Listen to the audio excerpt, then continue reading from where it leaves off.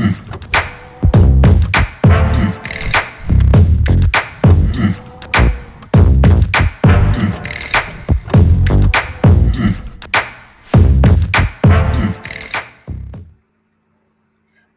my name is Chris McDonald, and I'm coming to you from North Carolina. I'm just a little bit north of Charlotte, North Carolina. I have a lot of information that we're going to be going over today. What I want to do is go ahead and get started just as soon as possible. Just a little bit about myself.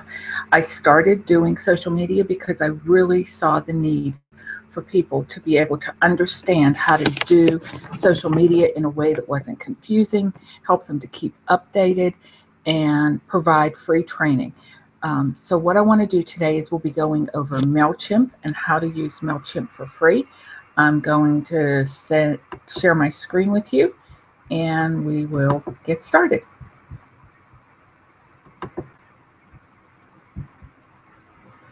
So last week we talked a little bit about email marketing. Whenever we did that, we talked about the importance of having a list. We talked about how to get folks to give you their email. We talked about a lead magnet and what a lead magnet is, which is really a way of you providing something that's of value to your customers or people or fans or followers so that they're willing to give you their email address.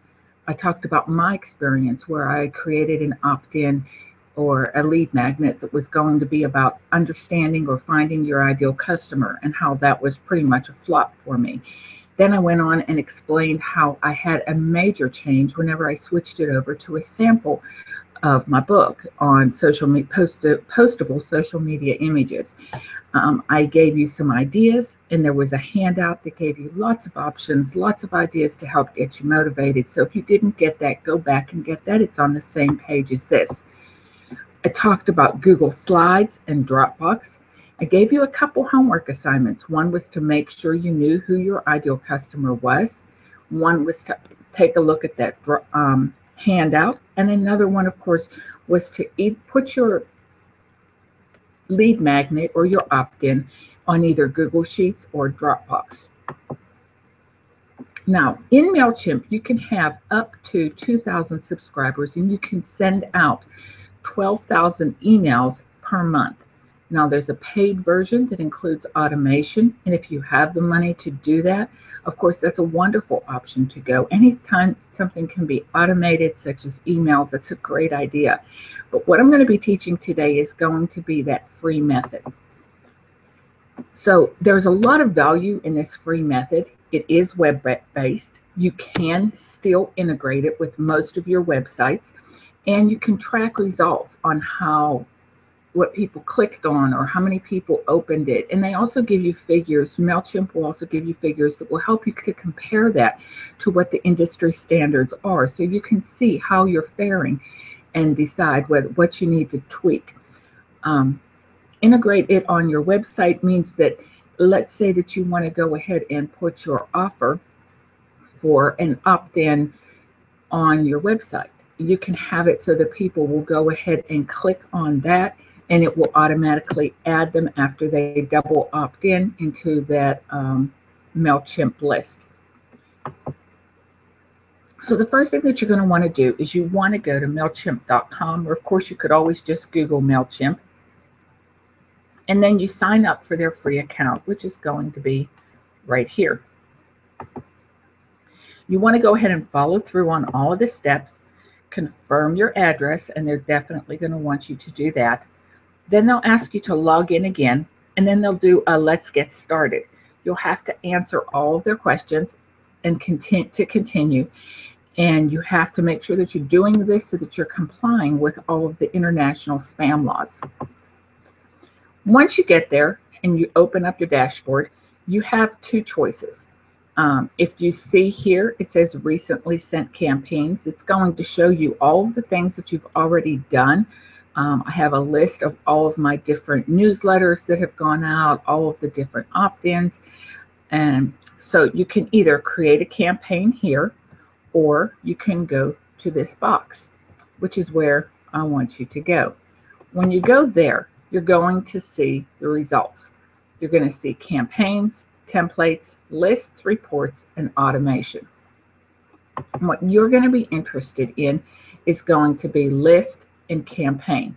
But first, we're going to start with the list. So you're just going to go ahead and click on that list. And then from there, it's going to say to create a list. Now, I do want to say something. I do create these as slides because I feel like that's an easier way for you to be able to see this. If I do it live, as I try and do these different things live, what's going to happen is if you're watching it and you're trying to learn, some people learn by watching, and that's all very true. But what happens is if you're not catching it fast enough, or if the screen isn't showing it close enough, you're going to end up trying to increase the size, and you're going to stop, and you're going to try it on your own, and you're going to delete. I figured that having it like this makes it a lot easier for you to be able to see it. You can stop it. And yes, you stop my talking, but you still have a great picture that shows you exactly, and it's enlarged, so it's a lot easier for you to see. Now, whenever you go to list, you're going to see all of the lists that you created. You'll see your numbers and your stats on each and every one of those. In your case, you're probably going to want to start with creating a list. So you go ahead and go into that create a list. What you're going to see is a list of things that you're going to need to fill out. When you put in the list name, people are going to see the name of that list. So you want to make sure that you're careful about what it is that you put there. If it's a test, you really, and you're going to have people looking at it or opening it, then that's certainly not something that you want to do. Your default email is going to be who it's from. That's your email. If you put in Yahoo, they're not going to accept it. So you're going to need to go ahead and use a different account. And then from your name, this is going to be how people see your name.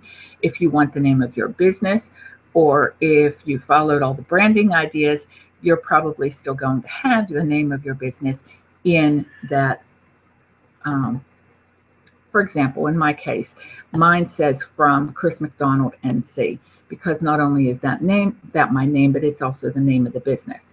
Here you want to give people a short reminder as to why they're on your list. Sometimes people they go down to the bottom and they're trying to figure out, how did I get this? So you go ahead and you click on that, and that lets them know how they got on that list. So here's what I did. Mine says extra MailChimp details. That's the name of my list. Who it's from. My email, which is chris@chrismcdonaldnc.com. I have my name in here. And what I put is, for this, how people got on your list, I have you receiving this email because you opted in by receiving the extra MailChimp details handout. I value your privacy and will not sell your name to third parties. If you scroll down further, you're going to have choices. You can either see a daily summary of people that have subscribed to your list. You can see them one by one as they happen. And you can see one by one as people unsubscribe. And of course, most importantly, you want to make sure that you save. So pretty much that's how it's going to look whenever that area is completely finished. There's also an area down at the very bottom that says contact information. It's necessary. You can fill that out, but I am going to say that when it comes time to creating that actual newsletter or things like that, you can take that off. That's not going to be necessary to leave that on there. The next thing is you're going to see that you have a brand new list, and that's going to show up at the very top. But the next thing that you're going to need to do is, let's say that you have a list. Let's go back. Let's say that you have a list of previous customers and you want to add those subscribers to your list right there. You want to be able to send those previous customers newsletters and sales information. MailChimp that's for free is going to allow you to import that list.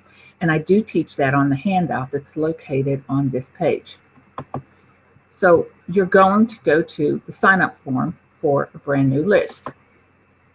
Once you get there and click that, you're going to be given 4 choices: general forms, which I cover, embedded forms, which is going to be on the handout, subscriber pop-up, which is something else that I cover on the handout, and form integrations.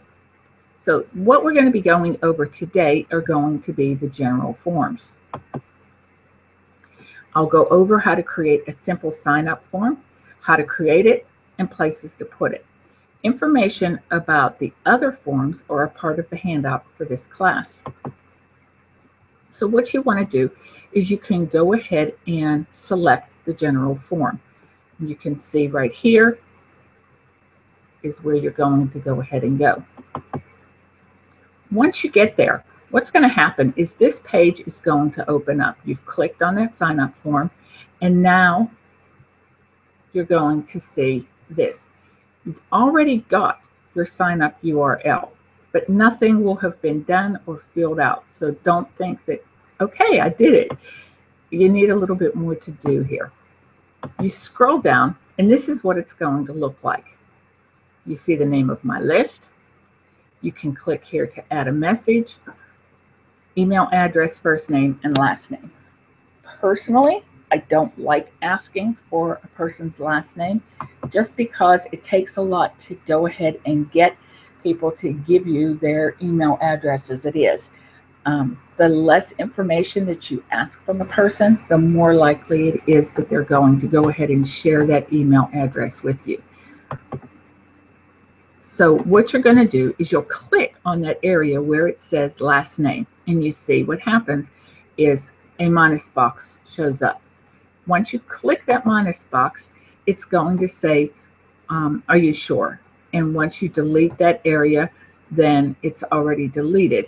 But you have to make sure that you type in the word delete exactly as they have it, which is in all caps, and then you're able to click on delete that field.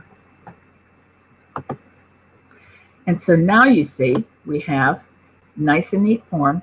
It just has they're asking for their email address and their first name. Now, to click, if you click on add a message, it pops up another little screen that makes it difficult for you to see. So I had to take a picture of it. And you'll see that when you click on it, it says to edit, to remove that field, or to use an image. And those are your choices. You're going to pick what it is that you want. I chose to go with an image. You can put in your image, a logo, a photo, anything that you might want. You go ahead and upload it. There's my picture.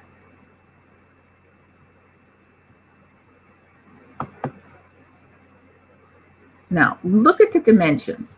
The picture that is here is actually done in Canva, and it is a social media size image. What I did is I went back and changed the proportions, and once I did that, it lined up, as you can see. You click on, you change the proportions, you scroll down, and right in here it says click save. You do that, and once you do that, you can see that it fills in that entire area and looks a lot neater and concise. Next, I like to go ahead and add a message. So I click on that and I edit. Notice that I also changed the color, and I put that your details will be held in the strictest confidence and will not be passed to any third parties. Please use your main email address. I have several email addresses. One, of course, is for the business. My Yahoo account is almost like my junk mail account. Everything goes there. But something that I want to make sure that I see and that I'm more careful instead of just clicking delete on almost everything is going to be my Gmail and my business one. So if I wanted to make sure that I saw that information, I would make sure that I would use a different email address. That's why I put that, so that people make sure that they're going to give me their better email address. So now your form is built, so it's time to design it. Now, if you've branded yourself with colors and fonts, which you can learn about in Facebook Training 2 on my website and the handout, or you can go to Twitter Training 1 and Handout 1. This is the time that you want to make sure that you incorporate those colors. Which the reason you want to do that is you want it so that if people look at it, they know that's you. You want it to be clear and obvious, and over a period of time, if you're branding yourself properly, people will know that that's yours. So you go ahead, you have to build it, you've completed that. You go to design it, and the first thing that you're going to see is page background. So what I've done is I've gone ahead and changed the color with one of my colors. And here you see I put in that color, and now the entire background has changed using one of my colors. Next, you come to the foreground. This is the box that's going to have everything in it except for the monkey rewards. Let me show you that one. So this entire box is going to be what is the body. So you'll go ahead and change that color as well. Whenever you go back in and take a look at it, you can see that the color has changed. And so now at the very top here, I'm going to have my image. I have this gray, which is another one of my colors. I have this changed in blue. But I didn't really like how this looked. It didn't look crisp and clean. So I went in and I changed that as well so that that would be a darker color. Now notice how much darker and crisper it looks. Now the reason this is highlighted in red is because whenever you choose an area that you want to edit or change, it goes ahead and highlights it so that you know for sure exactly what it is that you're changing or editing. So now the next thing that you can do is field text in the forms. What I did is I went ahead and changed the color to the same color that was in the outside box. This way, whenever people are typing their name in these fields here, as they type in here, it's going to be the same color that is on my outside. And that'll help give a lot more uniformity to the page itself as they're typing it in. The next thing that you can come to is going to be buttons. You have a little button here that says subscribe to list. You can change that. I went ahead and instead of going with a darker gray, which is what it stayed as, I changed it to another one of my colors. And of course, the text color could have also changed if I wanted, but I really did like it in that white. It showed off a lot better. Some people will say that because you want to make sure that that button shows up nice and crisp and clean, you want to go ahead and do something that's very bright, like an orange or a red or something like that. So now you see we have the completed form. We've got my picture, the message, an email address, their name, and subscribe to list. But we still have more to do. The next step is going to be to go back at the very top, and you're going to see where it says that sign up form. Right here is where that URL is. You're going to hit that down button. Once again, I couldn't capture that screen, so I took a picture. And here you see you have the sign up form, sign up thank you page, an opt-in confirmation page, confirmation thank you page. What I like to do is I go ahead and go with an opt-in confirmation email, and it looks like this. I like to edit it just a little bit, and based on the color choices, I'll change the color. Like if I would have had a blue in here instead, of course my type would most likely be white. So here I have, to complete the subscription process, please click the link in the email we just sent you. You will then be redirected to your handout. So what happens is when they're back at this original page, they fill out their information, they subscribe to list.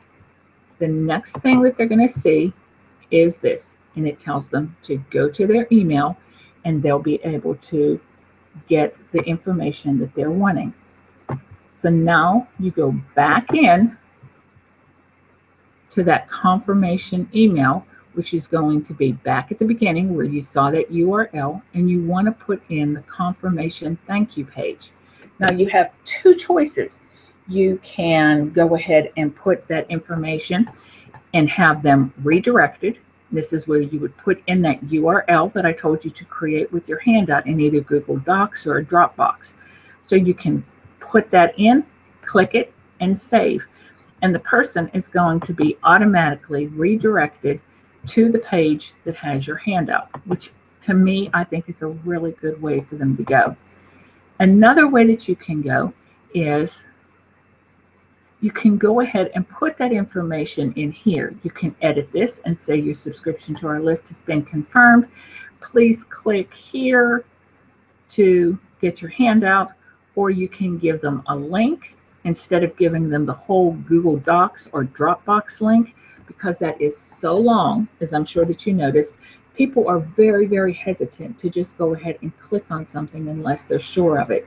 So you might want to shorten it by using bit.ly or something like that so that they feel just a little bit more comfortable.